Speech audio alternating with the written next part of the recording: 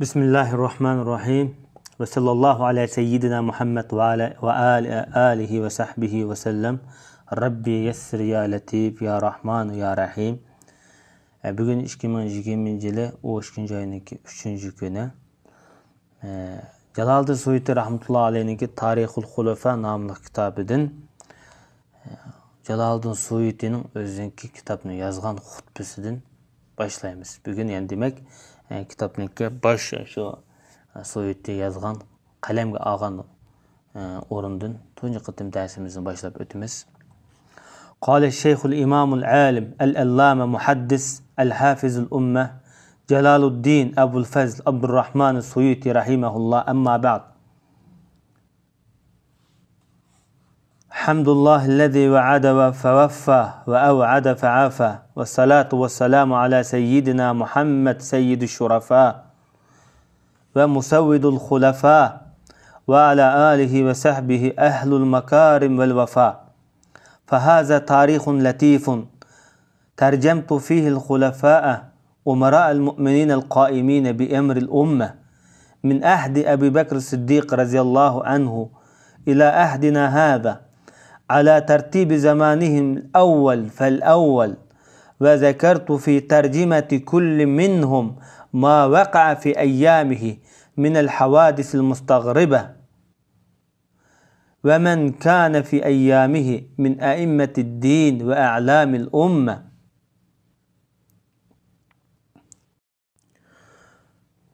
İmam Allame Muhaddis Ümmetin Hafizi Jalaluddin Abdurrahman Suyuti şundaq deydi.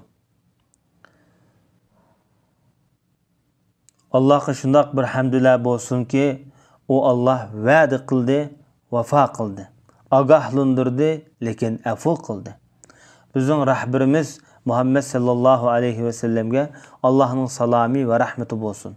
Hazreti Muhammed sallallahu aleyhi ve sellem bolsa bütün şerefliklerinin kattısıdır. Bütün halifelerin yani hakimidir. Peygamberimizin aile tavabatıga şu esil vafadar kişilerge Allah'ın salamı olsun. Bu kısa küçük boğan bir tarihi kitaptır. Bu kitapta bolsa ümmetinin ötmüşteki işlerge ege boğan Emir haliflerinin tercümalını yazıp çıktım. Ta Ebu Bekir Sıddık zamanısını tatip, menin muş zamanının kadar. Ularını birden bir, yani yılnami şekilde yazıp çıktım. Ularının her birisinin tercümalını yazgan vaktimde, şularının zamanısında yüz bergen garip, acayip kıssalarını, vakaliklerini tanıştırıp öttüm. Ve ularının zamanızdaki ötken ümmetinin çoğun kattılarını, dini imamlarını tanıştırıp öttüm. Yani dini imamlar hem de şu vaxtki hem de çoğun katı ulemalarını asas kılgan, mescid imamlar emas, hazırkı bizga tanıştık bolgan. Endi bu kitapni yezishniki sebebi nima deb so'rasanglar, belkim bu kitapni yezishniki birdan bir sebebi bir neçe. Cümleden bu ümmetinin katlılarının tercümalını yazıp çıkış bu arzuluk iş. Ma'rifat egileri için sevimlik bir iş. Nurgun kişiler öz devirdeki alimlarındaki tercümalını qalayımqan, yani aralashma holatda yazıp çıkkan. Lekin bunu kamil to'liq emas. Endi bunu to'liq yoza desa bu zirkishlik ve yakınat uzrab ketishi mumkin kitap. Shuning uchun men her bir toifa, her bir guruh munosabatlik odamlarning tercümalını yazıp chiqishni loyiq ko'rdim. Bu ümmetning foydalanishi uchun munosib qilindi. Shuning uchun her bir guruhdagi kishilarga bir tarixiy kitap yazıp chiqdim. Demak, bunu o'qimak oson, tushunmak o'ng'ay deydi. Peygamberler tarixida ayrım kitap yazdım, sahabeler hakkında kitap yazdım. Bunu Şeyhül İslam İbn Hacer Esqalani'nin El-İsabe namlı kitabından kıskartıp yazıp çıktım. Şundaqla tefsirşünaslar hakkında mol bir kitap yazıp çıktım. Hafizlar tabi kısmı kısaca bir kitap yazıp çıktım. Bunu İmam Zahabi'nin Tabaqat namlı kitabından süzüp çıktım. Endi grammatika, lug'atshunos olimlar haqidami nihoyatda qimmatli bo'lgan bir kitobni yozib chiqdim. Uningdan burun bunda bir kitob yozilmagan bo'lsa kerak. Demak, o'zi ishonchli olim bu o'zini maqtaganlik emas, o'zining ilmi shu ko'rsatgan shu qoldirgan merosini maqtaganlik bu.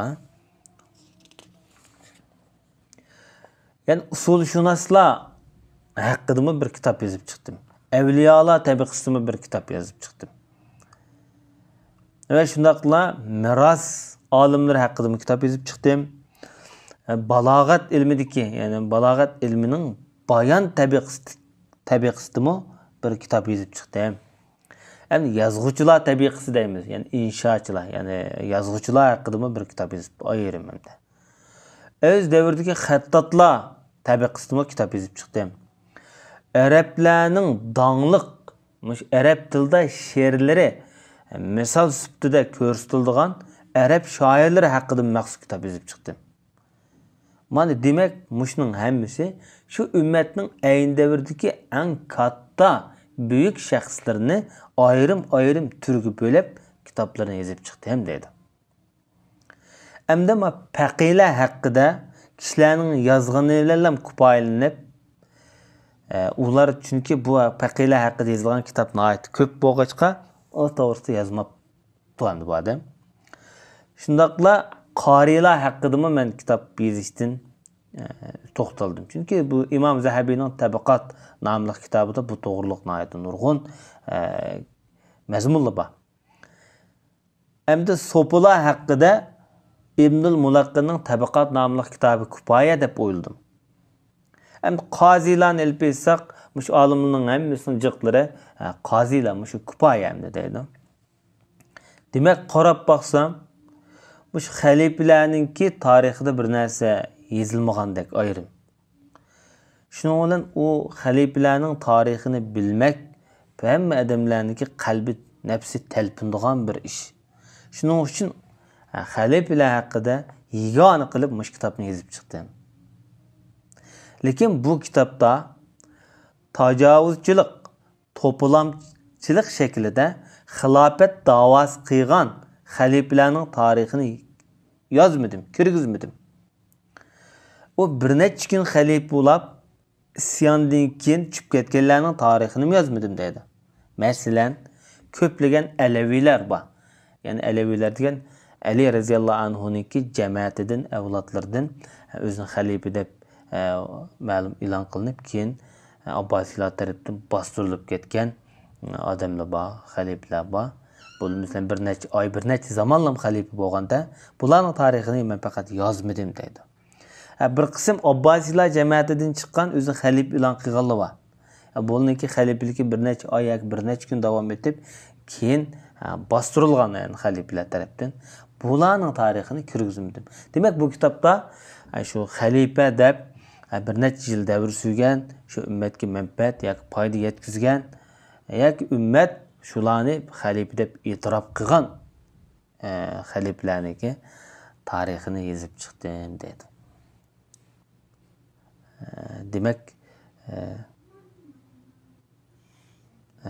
bu kitobni yozishniki sababi mushular demakchi bo'lsa kerak. İmam Jaloliddin Suyuti rahmatullohi alayh.